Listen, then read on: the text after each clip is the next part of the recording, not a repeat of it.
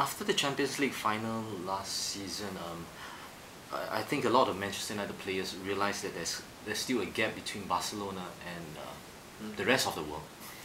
In fact, what do you think even Sir Alex Ferguson said that this is the best side Manchester United have to play against. What do you think Manchester United have to do to close the gap?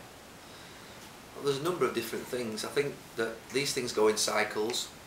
You know, teams become excellent for 1-2 years, they become unbeatable, and then it changes. I mean, Chelsea were unbeatable 3-4 years ago in the Premier League. We were unbeatable, and it changes. These things go in cycles, and you just have to take your time, keep going, build yourself up, improve your squad. And the manager has spent, I think, £40 million already on 2 or 3 players. It looks like we're going to sign further players, so you just try and improve yourself. And then, you know, Barcelona, they won't be as good as this forever. You know, it comes, like you say, in 2-3 year periods. So next season you have another challenge. Real Madrid, you know, will challenge again next year under Mourinho, our boss, and Manchester United always there to challenge. So Barcelona, you know, it'll be more difficult for them next season. But at the moment they're an outstanding team. They're one of the best teams I've ever seen, and the football that they play is outstanding. And they were worthy European champions, and the best team, like I say, that I've seen in probably 20 years of being a professional football player. But that won't last, and you just have to try and progress yourself and go again and work hard. So it's just a case of waiting for them to fall from the perch rather than the rest of the world? No, you don't. No, like I said, you know, you try and progress to get to them. You try and get to the point where you can. You know, if you think about Manchester United, when I first broke into the team in '95-96, we played Juventus, and they were the best team in the world for 2 or 3 years with Zidane, Del Piero, you know, players like this. Eventually, in '99, we beat them in the final. Sorry, in the semi-final. Yeah. So we progressed over 3 years, and you catch. Eventually, you know, you get there if you just keep progressing yourself. So there has been lessons before that we've had where we've had to compete and had to get better and better, and that'll happen again. Now Barcelona have beaten us in the last 2 finals, but we're still knocking on the door, and eventually the door will open for us. Is this the reason why trying to catch up with Barcelona? Is this the reason why Sir Alex Ferguson is appearing to be more aggressive in the transfer market? No, I don't think it's just that. I think if you look at what's happened in the last 12 months at Old Trafford, you've got myself, Paul Scholes, Owen Hargreaves, Edwin van der Sar, have all retired or, you know, not going to be there anymore. So you then have a problem that you have to replace these players, and the manager is investing in players who he believes can take over from those players. I think that's where part of the investment. I think the investment would have always come this summer, and it would have always been an aggressive summer in the transfer market because of the fact that 4 or 5 players were leaving.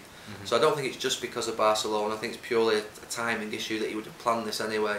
And they're not a reactive club. They don't go and panic buy because they've lost a game of football. They never do this. So this will have been a planned spend. It wouldn't have just been something that, you know, that because of we lost in the final. But also, I would imagine the manager would recognise that when you do buy players, you try and improve to a level that can get to Barcelona. But it wouldn't have just been based around losing the final and to try and achieve what Barcelona achieved. Like I said, there's 4 very experienced players have left, so they need to be replaced.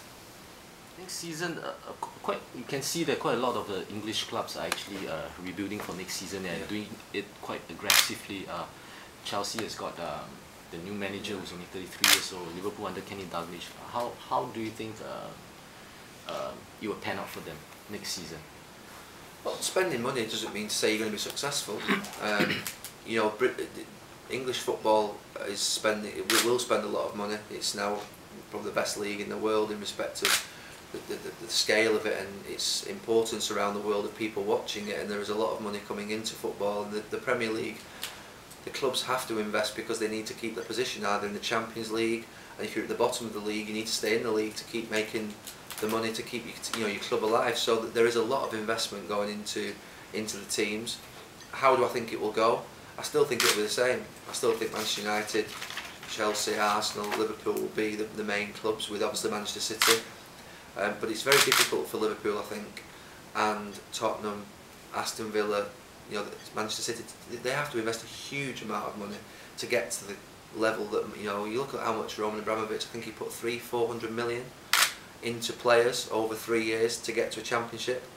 That's a lot of money. You know, City now I think has spent £300 million on players. You know, just to try and get to a championship is very difficult to try and get. You know, very difficult. You spend a lot of money, still not quite get there, and then you've got to continually reinvest.